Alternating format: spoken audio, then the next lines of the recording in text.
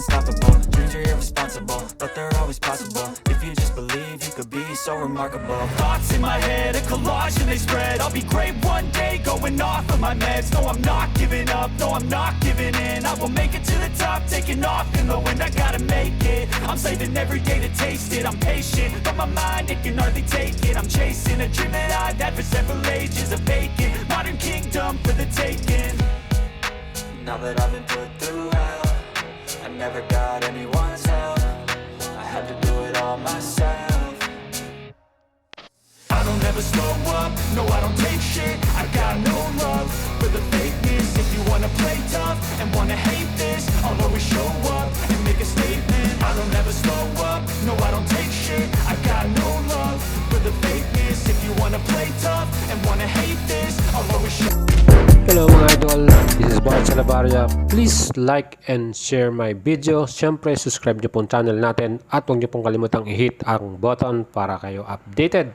Yes mga idol, our feature for today, ang napaka-astig at napakaangas na bagong 2021 Honda CBR 150R mga idols. Sabi nga nila, fire up your ride. Again mga idols, ito pong motor na to, marami po siyang mga special features at specs na talaga naman po angat na angat sa kanyang class or category. Gaya nitong gold color upside down front forks niya. Napaka-astig po. Kitang-kita nyo sa malayo pa lang. And of course, pagdating sa kanyang engine, andyan po ang 150cc displacement. Liquid cooling po yan. 4 valves. Ganun po kalakas at double overhead ang camshaft siya. So ganyan po ka-astig yan. Plus, yan po ay 6-speed transmission. And pagdating sa kanyang power, 17.1 horsepower at 9,000 RPM. Torque naman ay 14.4 Newton meters at 7,000 RPM. Napakalakas po ng makina nito. Plus, yan po idols ay may top speed na 136 km per hour. Napakabilis na po niya para sa kanyang segment. And of course, syempre, kung ganito po ang gamit itong motor, mas maganda po ng takbong pogi lang tayo dyan. Kasi takaw pansin po yung kanyang itsura, plus ang kanyang color, winning red po ang color na yan. At dyan po, ay napakaangas po ng itsura. Again, ang weight po ng motor na to 187 kilograms. At syempre, seat height niyan, 780 mm. Saktong-sakto po yan para sa ating mga Pinoy riders. 5'4 ang height mo, 5'5. Hindi ka po mahihirapan dyan. Again, pag-uusapan po natin ng performance itong motor na to. Talaga naman po, underpowered siya sa low end. Pero sa kanyang mid-range, napaka-decente naman po ng takbo ninyo. At syempre, pag na-hit mo na yung 7,000 RPM, para na siyang beast. Napakalakas po. At talagang mas mabilis pa po ang inyong takbo sa motor na to. Again, kung titignan natin yung mga pros niyan, again, ito po ay best in class sa kanyang segment, 150cc. Napakaganda rin sa kanyang looks, best in looks. At maganda rin po yung kanyang yung grip niya. Pagdating sa kanyang tires, napaka-astig din. At syempre, pagdating sa touring o malayuan, very comfortable din po ang motor na to. Sa kanya namang cons, ang nakikita natin dyan, yung kanyang wet condition, hindi po maganda. Not best in the wet condition segment. Siguro mas maganda, dagdagan niya na ng traction control yan. Of course, yung kanyang engine, medyo na kukulangan pa tayo, mas palakasin pa ng Honda yan. Pwedeng gawin nilang 156cc, gaya po ng sa PCX. At of course, mas malakas po ang engine, mas malakas din po ang horsepower niyan. Siyempre, ang ating CBR 150R ay talaga naman po bukod tanging napakaganda ng kanyang suspension. Siyempre, yan po ang upside down forks. Maganda po ang laro niyan, especially yung rebound at damping niyan. Mas komportable po tayo sa ating rides mga idol. And rear suspension, naka ProLink monoshock po yan. At yan po ay adjustable din. Pwede nyo pababain ng konti yan. And pagdating naman sa inyong passenger, hindi rin po ganun tatagtag ang puwet niyan. Kumbaga, dahil na rin sa kanyang magandang suspension sa likuran.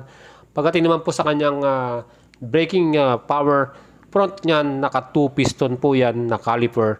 At yan po ay Nissin brand. Siyempre, yan po ay hydraulic brakes na po. So, ganyan po kaastig ang ating safety dyan. Of course, nakukulangan po tayo dyan. Hopefully, magkaroon niya ng anti-lock braking system. Mas safe po ang ating rides. And sa kanyang rear brakes, yan po ay merong single piston naman. Again, yan po ay Nissin brand. At of course, hydraulic disc po yan. Yan po ang ating specs para po sa braking system ng ating Honda CBR 150R mga idols. Kita naman po yung kanyang disc. Yan po ay pedal style, no? At sa kanyang tires naman, kita naman po, sporty tires po yan. Ang likurang bahagi ay may sukat na 130/70 by 17 at yan po ay tubeless na. So napakalaki po, super wide po yung kanyang tires pagdating sa likuran. At sa kanya namang harapan na tires, yan naman po ay may sukat na 180 by 17. Of course, yan din po ay parehong tubeless. So mas maganda po ang takbo natin pag ganyan pong mga tubeless ang ating gulong. Of course, less hassle po yan mga idols. And sa kanyang swing frame, yan po ay naka-diamond truss type frame. So yan po yung kanyang frame dyan. Medyo maganda po yan at siyempre lightweight po yan. Mas okay po ang ating performance ng motor na yan. And seat height po niyan, siyempre sabi ko nga sa inyo, saktong-sakto po yan sa mga Pinoy riders. At yung kanyang seat, yan po ay 2-layer. Comfortable naman po, especially sa long rides. Sa kanyang pillion, of course, hindi rin ganun kalaki yung foam niyan. At siyempre, kung medyo malayo yung ride, masakit po sa puwet yan. Yan po, idols, ang ating CBR 150R. Fuel tank capacity, 12.0 liters. Ganun po kadami yung may lalagay nyong gasolina dyan. At sa kanyang fuel consumption, yan po ay napakatipid din. Yan po ay mayroong average na 38 kilometers per liters. Pero sa kanilang website sa Honda, 41 km po per liter ang claim po ng Honda yan. Siyempre, depende po yan kung gaano nyo po gagamitin tong motor ninyo. Kung walwal ba yan, ng mabilisan. Of course, kung nasa city kayo, mas malakas po ang konsumo ng ating gasolina. And mga idols, pagdating naman po sa kanyang design, kita naman po yung harapang bahagi ng kanyang headlight. Yan po ay hinango sa DNA ng CBR 1000R or yung tinatawag nating Fireblade na kanilang sports bike. And lahat po ng ilaw nito ay naka-LED na mga idols. Yan pong kanyang DRL or daytime running light, headlight, at yung kanyang signal light mga idols. Pare-pareho pong lahat yan ay LED na. Siyempre itong ating style at design talagang pong very aggressive. So mga panalo po ang ating CBR 150R na to. Sa kanyang likurang bahagi, of course, taillight niyan, yan po ay very stylish din at aggressive na rin. Plus yan din po ay may ilaw na LED. So masadong bright po ang ilaw na yan para sa atin. Especially sa gabi, kitang-kita po ang inyong likurang bahagi. Pag nagbe-brake kayo, yan po ay may ilaw. Again, signal light niyan, yan din po ay LED. So mas mapanalo po talaga.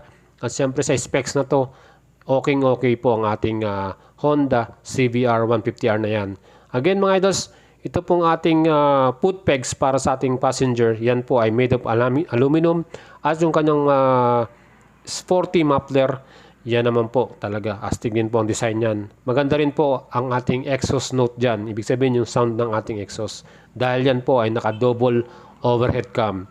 Again mga idols, wala tayong testing or sound test nito. Pero marami po nagsabi okay din po ang tunog nitong ating CBR 150R. Kita naman po yung kanyang pinaka-end ng muffler, yan po ay aluminum din.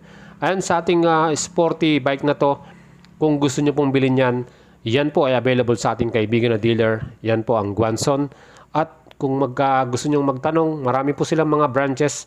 At tignan nyo lang po ang kanyang website, www.guanzongroup.com.ph.